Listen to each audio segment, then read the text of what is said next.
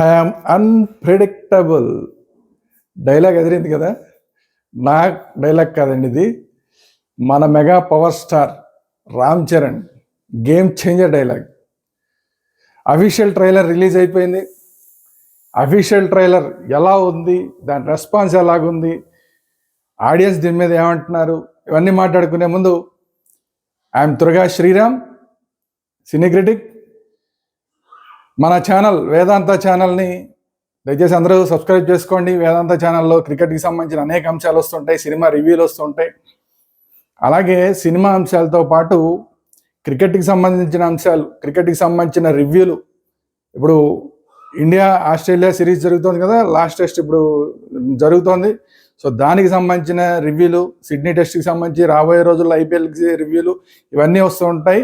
అలాగే పొలిటికల్ అంశాలు, తర్వాత ఆధ్యాత్మిక అంశాలు, భక్తికి సంబంధించిన అంశాలు, ఇలా రకరకాల అంశాలన్నీ కూడా వేదాంత టీవీలో ఆ వీడియోలన్నీ వస్తుంటాయి. సో వేదాంత టీవీని ఇమ్మీడియట్గా, వేదాంత ఛానల్ ఇమ్మీడియట్గా సబ్స్క్రైబ్ చేసుకోండి. అలాగే మన సినిమాలకి సంబంధించిన వీడియోలు మాత్రమే వచ్చే సినిమా వేదాంత ఛానల్ని కూడా అందరూ సబ్స్క్రైబ్ చేసుకోండి. Thank you very much. ఇందులో ఇంకొక మంచి డైలాగ్ ఉంది, అది ట్రైలర్లో, అఫీషియల్ ట్రైలర్లో ఉన్న మంచి డైలాగ్ ఏంటంటే, కడుపు నిండా 100 ముద్దలు తిన్న ఏనుగు, కడుపు నిండా 100 ముద్దలు తినే ఏనుగు ఒక్క ముద్ద వదిలిపెడితే దానికి వచ్చే నష్టమేం లేదు, కానీ అది 1,00,000 చీమలకు ఆహారం. నేను మీ దగ్గర అడిగేది కూడా ఆ ఒక్క ముద్ద మాత్రమే. ఈ డైలాగు అసలు అఫీషియల్ ట్రైలర్లో చూస్తే ఆ సినిమా సంగతి ఎలా ఉంటుంది అనేది పక్కన పెడితే, ఇప్పుడు ప్రజెంట్ రాజకీయాలకు కూడా చాలా సింక్ అయ్యేలాగా ఉంది ఈ డైలాగ్ అయితే.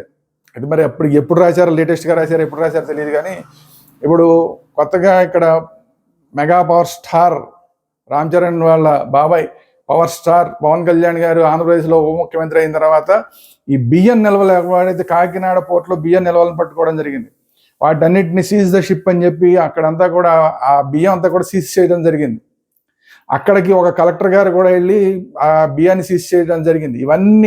అవన్నీ కూడా దీనికి రిలేటెడ్ అవుతున్నాయి. ఎందుకంటే అక్కడ స్మగ్లింగ్ అవుతున్న బియ్యం అంతా కూడా సామాన్యులు తినే పీడిఎఫ్ రైస్, అంటే పేదవాళ్ళ కోసం గవర్నమెంట్ ఇచ్చే పీడిఎఫ్ రైస్ని వీళ్ళందరూ కూడా స్మగ్లింగ్ చేస్తున్నారు.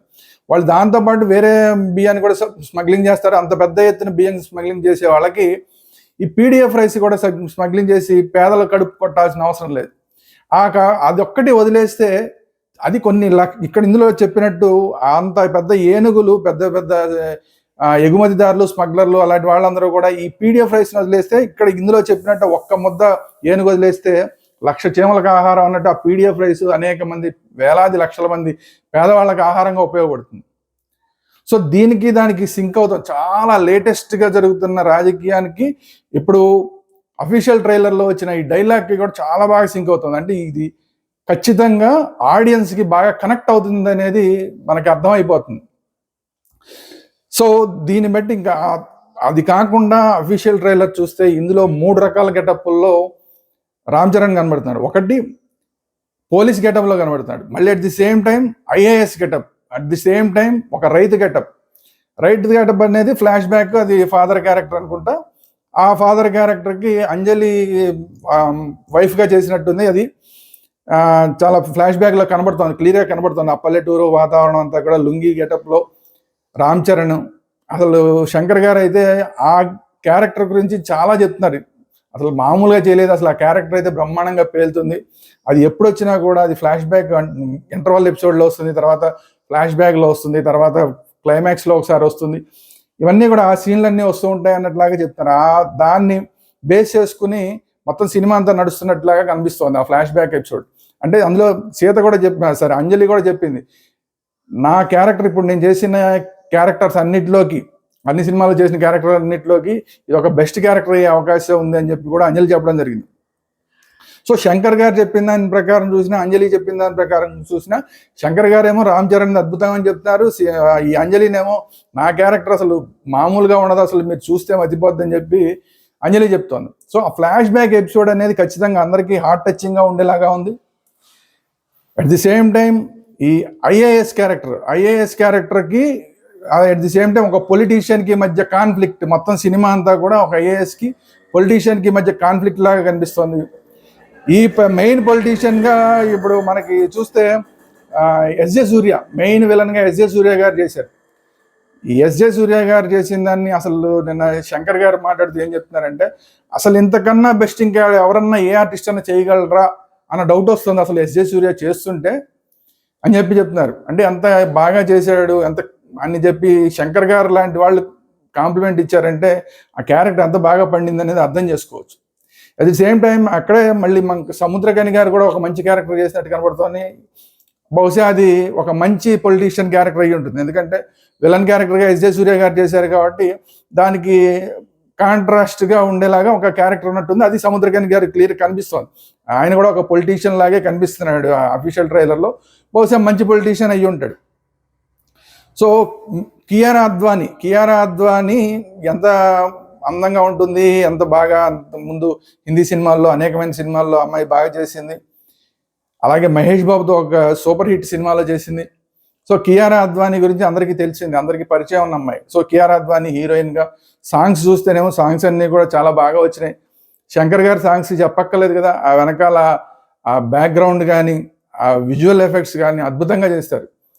మ్యూజిక్ మామూలుగా అయితే శంకర్ గారు ఏఆర్ రెహమాన్తోనే చేయిస్తారు.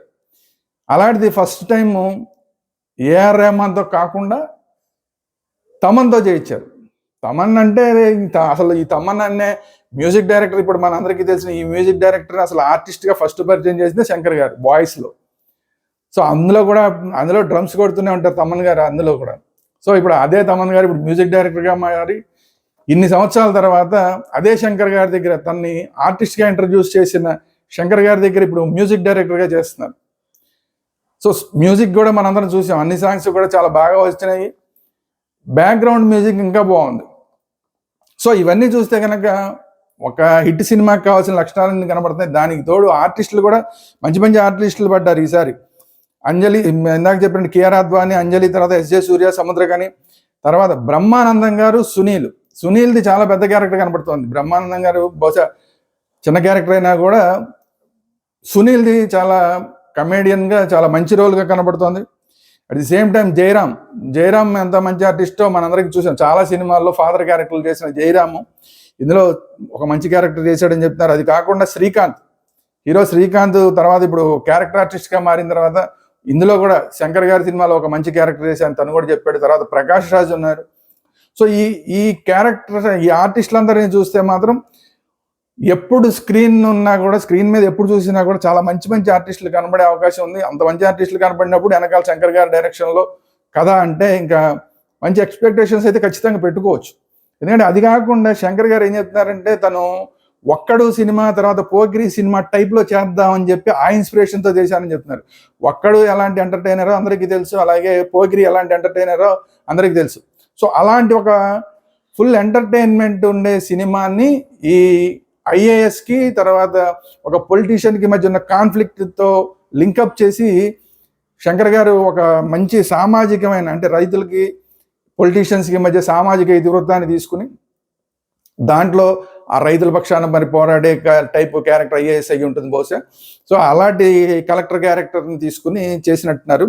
అయితే ఇందులో సస్పెన్స్ ఏంటంటే ఒక చిన్న ఝలక్ ఏంటంటే మధ్యలో పోలీస్ క్యారెక్టర్లో కూడా పోలీస్ గెటప్లో కూడా మరి రామ్ చరణ్ కనబడుతున్నాడు. మరి అదేంటి అనేది చూడాలి. సో దిల్ రాజు గారి ప్రొడక్షన్లో శ్రీ వెంకటేశ్వర క్రియేషన్స్ బ్యానర్ మీద ఈ సినిమాని తీయడం జరిగింది. దిల్ రాజు గారు అంటే ఏ స్థాయిలో ప్రొడక్షన్ అంతా చేస్తారనేది అందరికీ తెలుసు. సో బ్యానర్ వాల్యూ ఉంది. శంకర్ గారు ఫస్ట్ టైం ఇన్ని సంవత్సరాల శంకర్ గారి గురించి ఇప్పుడు ఇండియాలో కొత్తగా చెప్పేదే ఉంది, కానీ ఆయన టాప్ మోస్ట్ డైరెక్టర్ ఆయన. అలాంటి శంకర్ గారు డెబ్యూ డైరెక్టర్. ఇప్పుడు తెలుగులోకి వచ్చేసరికి తెలుగులో ఫస్ట్ టైం శంకర్ గారు డైరెక్ట్ తెలుగు సినిమా చేస్తున్నారు. అలాంటప్పుడు ఎంత జాగ్రత్తగా చేస్తారు. సో గోదావరి జిల్లా బ్యాక్గ్రౌండ్ తీసుకుని చేసినట్టు కనబడుతుంది. ఎందుకంటే ఆ గోదావరి బ్రిడ్జి, ఆ పంటలు, అలాగే ఆ బియ్యం బస్తాలు ఇవన్నీ చూస్తే కనుక ఆ గోదావరి గోదావరి జిల్లాల బ్యాక్డ్రాప్లో చేసినట్టుగా కనిపిస్తోంది. సో శంకర్ గారు క్లియర్గా చెప్పారు, ఈ మొత్తం అంతా కూడా నాకు తెలుగుదనం ఉట్టిపడేలాగా ఉండాలి అని చెప్పి పాటల్లో కూడా తెలుగుదనం ఉట్టిపడేలాగా ఒక పాఠం చేశాము అని చెప్పి. సో ఆ తెలుగుదనం పాటలోనే తెలుగుదనం ఉట్టిపడేలాగా చేస్తే మనం ఆ రామ్ చరణ్ది ఫ్లాష్ బ్యాక్ గెటప్ కానీ సీతది అంజలిది ఫ్లాష్ బ్యాక్ గెటప్ కానీ చూస్తే అది కూడా పూర్తి తెలుగు నేటివిటీ, పల్లెటూరి వాతావరణం అదంతా కూడా కనిపిస్తుంది. రైతులు, పల్లెటూరి వాతావరణం అదంతా కూడా క్లియర్గా కనిపిస్తుంది. సో నేటివిటీ, తెలుగు నేటివిటీ ఏ మాత్రం మిస్ అవ్వకుండా ఏదో తమిళనాడు నుంచి శంకర్ గారు వచ్చారు ఇక్కడ చేస్తున్నాడు, తమిళ వాసన ఏమైనా వస్తుందేమో అన్నట్లా కాకుండా టోటల్గా తెలుగు నేటివిటీ ఉండేలాగా తెలుగు గెటప్, ఆహార్యం అంతా కూడా, డ్రెస్సింగ్ అంతా కూడా తెలుగు వాళ్ళు ఎలాగుంటారు, పండగలప్పుడు ఎలాగుంటారు, సంక్రాంతి అప్పుడు ఎలాగుంటారు, పల్లెటూళ్ళలో ఎలాగుంటారు, అలాగా చాలా జాగ్రత్తలు తీసుకుని ఈ సినిమా చేసినట్టు కనిపిస్తుంది. ఆ ట్రైలర్ చూస్తుంటే ట్రాక్టర్లు, వాతావరణం అంతా కూడా, బ్యాక్గ్రౌండ్ బ్యాక్ డ్రాప్ అంతా కూడా, అంటే ఫ్లాష్ బ్యాక్ డ్రాప్ అంతా కూడా రైతులు, దాన్నే కంటిన్యూటీ తీసుకుని ఆ రైతుల కోసం పోరాడే ఒక కలెక్టరు, ఆ రైతుల్ని అందరినీ దోచుకునే ఒక పొలిటీషియన్, చివరికి అతను ముఖ్యమంత్రిగా కూడా అవడం, ఎందుకంటే ముఖ్యమంత్రిగా ఓట్ తీసుకుంటున్నది కూడా చూపించారు కాబట్టి. సో ముఖ్యమంత్రిగా అయిన తర్వాత ఆ ముఖ్యమంత్రికి ఈ కలెక్టర్కి మధ్య కాన్ఫ్లిక్ట్, ఇదంతా కూడా చాలా పెద్ద ఎత్తున ఇంట్రెస్టింగ్గా ఉండేలాగా ఉంది. ఎందుకంటే గతంలో అర్జున్ తోటి, తమిళ అర్జున్ తోటి ఒక మంచి సినిమా తీశారు ఇలాగే, ముఖ్యమంత్రికిను ఒక సామాన్యుడికి మధ్య కాన్ఫ్లిక్ట్ అనేది. ఇప్పుడు ఆ ముఖ్యమంత్రికి ఒక కలెక్టర్కి మధ్య కాన్ఫ్లిక్ట్ తోటి ఇప్పుడు గేమ్ చేంజర్ వస్తుంది. సంక్రాంతి సినిమాలు 3 సినిమాలు వస్తుంటే 3 సినిమాలు అన్నిటికన్నా ముందు 10వ తారీఖునే జనవరి 10న ఇది రిలీజ్ అవుతుంది. సో సంక్రాంతి ఈసారి జనవరి 10కే తెలుగునాట స్టార్ట్ అయిపోయేలాగుంది. చాలా రోజుల తర్వాత రామ్ చరణ్ సోలోగా వస్తున్న సోలో పెర్ఫార్మెన్స్, ఇంతకుముందంతా కూడా మళ్ళీ ఎన్టీఆర్తో కలిపి RRR చేయడం, ఇంకా అంతకుముందు ఎప్పుడో చేసిన సోలోగా సినిమా, దాని తర్వాత మధ్యలో చాలా గ్యాప్ తర్వాత సోలోగా రామ్ చరణ్ తేజ్ వస్తున్న సినిమా ఇది. సో చాలా ఇంట్రెస్టింగ్గా ఉంది. ట్రైలర్ అయితే మాత్రం చాలా ఇంట్రెస్టింగ్గా ఉంది.